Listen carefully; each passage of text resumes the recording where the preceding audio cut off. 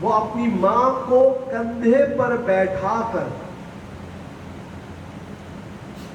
چل کر آتا ہے دھوپ میں اور کعبہ شریف کا طواف کراتا ہے، تو کیا اس کی ماں کا جو اس پہ حق ہے وہ ختم ہو جائے گا؟ حضور علیہ السلام نے فرمایا اس کے پیدائش کے وقت جو اس کی ماں کو درد ہوا تھا اس کا 70واں حصہ بس ادا ہو پائے گا۔ یہ ماں کا نظام ہے۔ آج دنیا کیوں پریشان ہے؟ چاہے آپ ہندوستان میں رہیں، امریکہ میں رہیں، چائنا میں رہیں، ہندو ہو، مسلم ہو، سکھ ہو، آج جو سب سے بڑی پرابلم ہے گھر کا نظام۔ ہمارے گھر کا نظام اگر ہم چاہتے ہیں بہتر ہو تو ہم دیکھیں کہ حضور کی تعلیمات میں پریکٹیکل گوشے کتنے ہیں۔ تھیوریٹیکل بات نہیں کروں گا میں۔ حضور نے فرمایا اپنی بیویوں کا خیال رکھو۔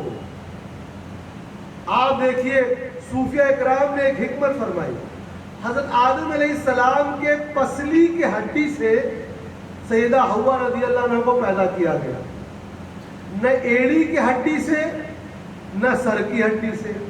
تو بیوی کو نہ پاؤں کی جوتی بنانا ہے نہ سر کا تاج بنانا ہے، اس کو دل کے قریب رکھنا ہے، کیونکہ پسلی کی ہڈی دل کے قریب ہوتی ہے۔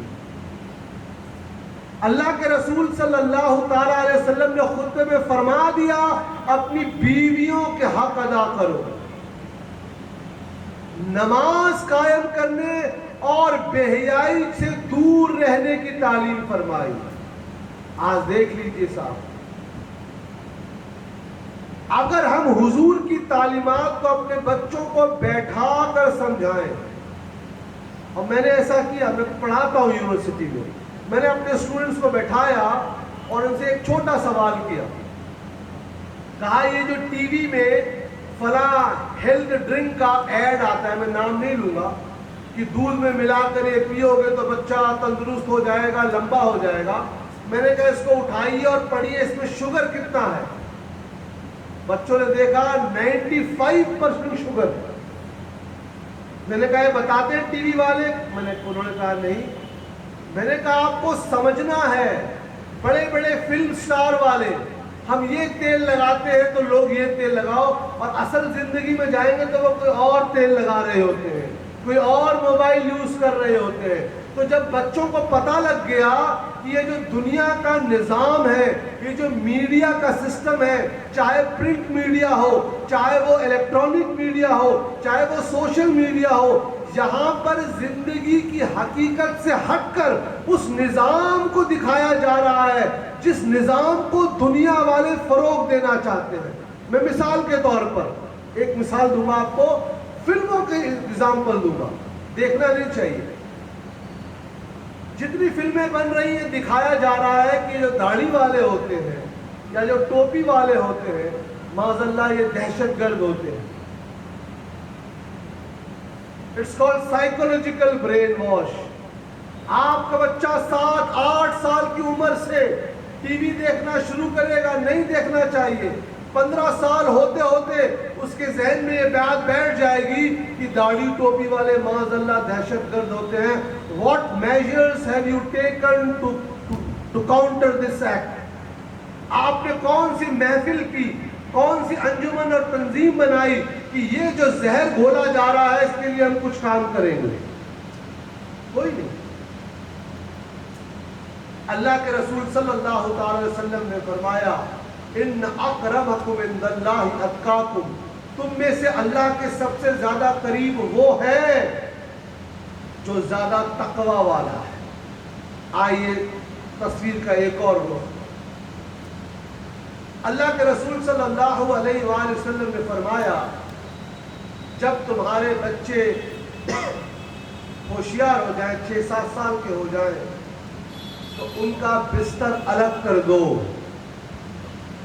جب نماز کی عمر کو بلاغت کے قریب پہنچنے لگے ہو تو نماز کے لیے سختی کرو، اور بڑے ہو جائیں تو اور سختی کرو۔ اور ہمارے یہاں 12-13 سال کا لڑکا جو بالغ ہو گیا، اب اس کے اوپر نماز فرض ہو گئی۔ اسلام نے ایک میچورٹی کا لیول بنا دیا ہے. ہمارے گھروں میں کیا ہے, 25 سال کا لڑکا ہو گیا ہے, ابھی تو بچہ ہے. 18 سال میں حکومت آپ کو ووٹنگ رائٹ دے رہی ہے, لیکن ہم نے اپنے بچوں کو 25 سال تک بچہ بنائے رکھا ہے. اسلام کی تعلیمات کے بالکل خلاف. اسلام آپ کو حکم دے رہا ہے, آپ اپنے بچے کی تربیت کرنا شروع کیجئے, اس کو جلد از جلد اس کی میچورٹی لیول اور اس کی ذمہ داری کا احساس دلائیے. پڑھیے آپ طارق بن زیاد کے واقعے کو, پڑھیے جو جبل الطارق ہوا, جس نے اندلس اسپین پہ فتح حاصل کی. 16 سال کا تھا وہ. میں اور لوگوں کے نام نہیں لینا چاہتا ہوں. 17 سال کی عمر میں مسلم نوجوانوں نے علاقے فتح کیے ہیں.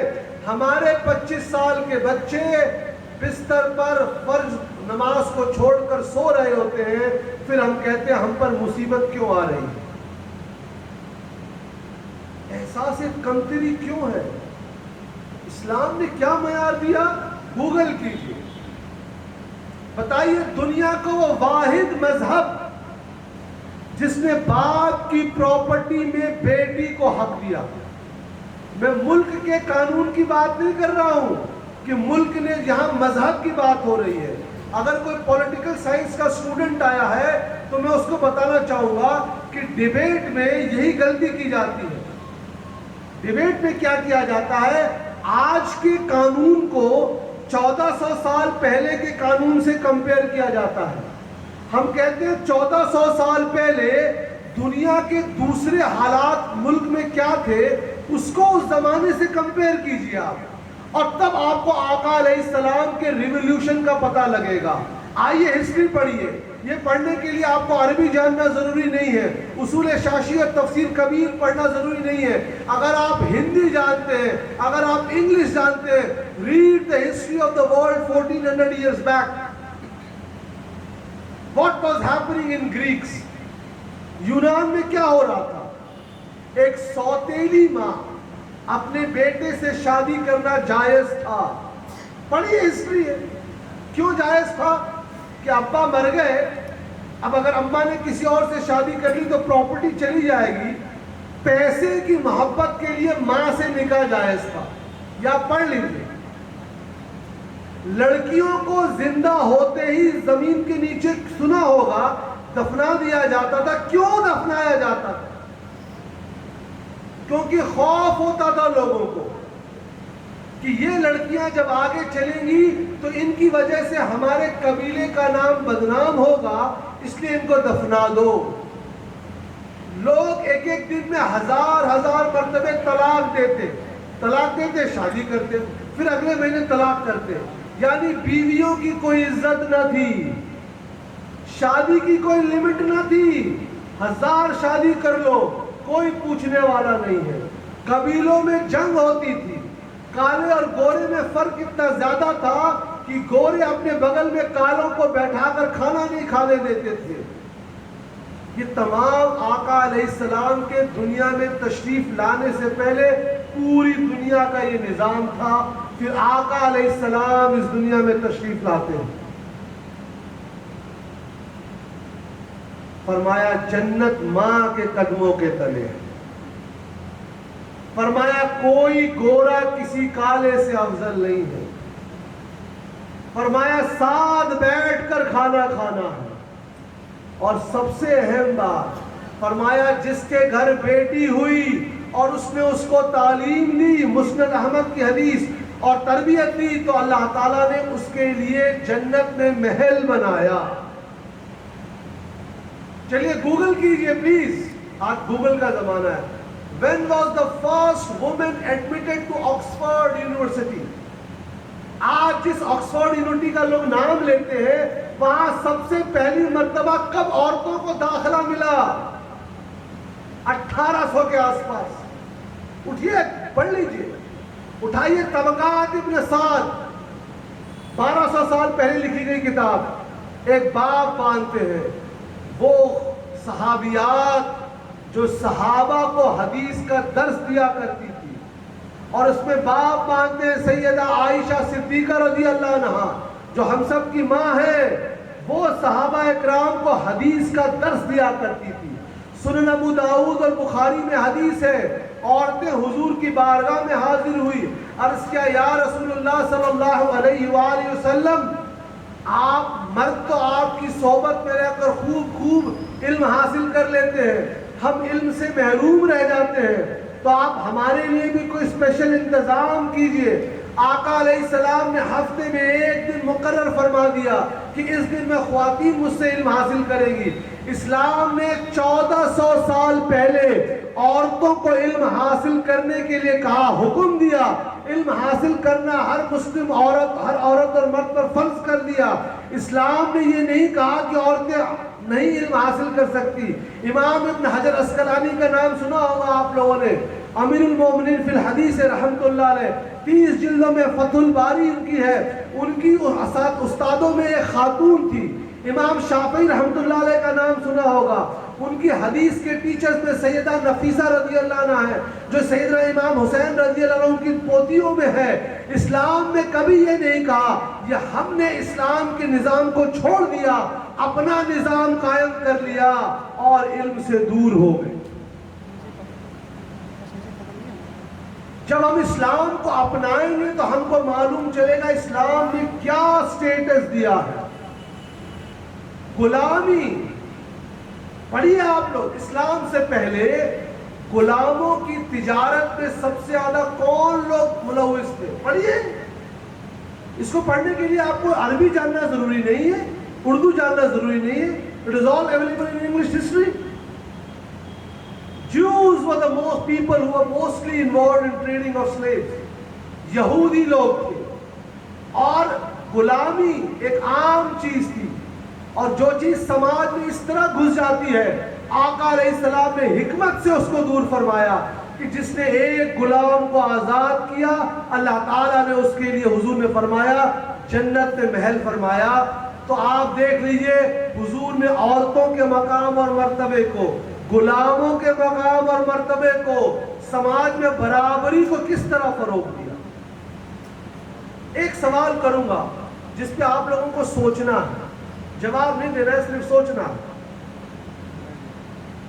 دنیا کے جتنے مذہب ہیں، ریلیجن ہیں، اسلام واحد ہے جس نے باپ کی پراپرٹی میں بیٹی کو حصہ دیا ہے، واحد۔ لیکن سوال میرا دوسرا ہے، آپ کے ذہن میں جتنے دنیا کے دھرم آ سکتے سب کو لائیے ایک ایک کر کر، بولنا نہیں ہے۔ اس دھرم کے جو سب سے بڑے پیشوا ہوتے ہیں ان کا کنوارا ہونا لازمی کیوں ہے؟ ہر دھرم کے جو سب سے بڑا ہیڈ ہوتا ہے، نام نہیں لوں گا، اس کے لیے لازمی ہے he has to be a bachelor۔ صحیح بول رہا ہوں کہ غلط؟ پہلے یہ بتائیے، چھوٹے نہیں، ہائیسٹ، صحیح ہے؟ ہمارے بچوں نے کیوں نہیں اس پہ ریسرچ کیا؟ بیچاروں کو واٹس ایپ پہ ٹائم نہیں ہے، چائے خانوں سے ٹائم نہیں ہے، رات کو انجان لڑکیوں سے بات کرنے میں ٹائم نہیں ہے، اب تو ایسی علمی فکری گفتگو میں جائیں گے۔ آخر یہ دنیا کے مذاہب میں نظام کیوں ہے؟ I won't go into detail, just ahead. It is written in the books of all those religions, a woman is the source of evil. ان مذاہب کی کتب میں لکھا ہے عورت برائیوں کی جڑ ہوتی ہے۔ تو جب عورت برائیوں کی جڑ ہے اور مذہبی پیشوا نے عورت سے شادی کر لی تو وہ برائی اس مذہبی پیشوا میں بھی آ جائے گی، لہذا کہا مذہبی پیشوا برائی سے دور رہے، شادی نہیں کرے گا۔ اس کے بالکل برعکس آقا علیہ السلام نے فرمایا نکاح آدھا ایمان ہے، جنت ماں کے قدموں کے تلے ہے۔ The best among you are who are best to your women. تم میں سے سب سے بہتر وہ ہے جو اپنی بیویوں کے لیے سب سے بہتر ہے۔ کس مذہب نے عورتوں کو سب سے زیادہ حق دیا ہے؟ کیا یہ جاننے کے لیے آپ کو الفقہ الاکبر پڑھنے کی ضرورت ہے؟ نہیں۔ آپ اگر social science, political science, sociology کے اسٹوڈنٹ آپ اس چیز کو ایڈمائر کر سکتے ہیں، لیکن آپ نے کبھی توجہ نہیں دی اسلام کے اوپر. آئیے تھوڑا سا اسلام اور سائنس کے اوپر بھی گفتگو کریں گے، جو آج کا موضوع نہیں ہے لیکن تھوڑا سا.